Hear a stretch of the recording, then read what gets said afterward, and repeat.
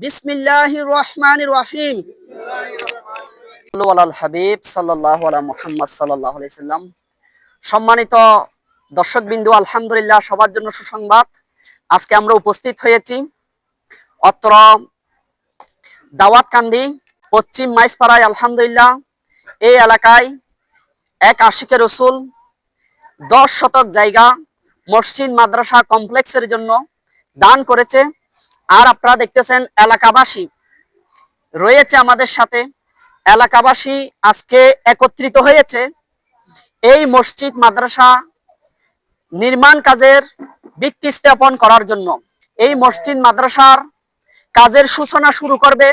এরা অনেক দিন ধরে এই কাজের প্ল্যানিং বানিয়েছে, এই কাজের নকশা বানিয়েছে এবং এই কাজের জন্য আলহামদুলিল্লাহ ইঞ্জিনিয়ার প্ল্যান করা হয়েছে, 3D নকশা করা হয়েছে, 5 তলা ফাউন্ডেশন দিয়ে একটা ডিজাইনও করা হয়েছে। এদের অনেক দিনের স্বপ্ন, অনেক দিনের আশা, এখানে মসজিদ হবে, মাদ্রাসা হবে।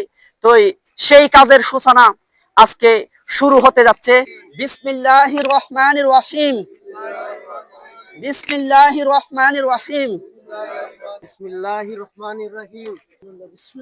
সবাই একটা একটা দিলেও হবে। বিসমিল্লাহির রহমানির রহিম। আল্লাহু আকবার। একজন ফাড়াই দেন।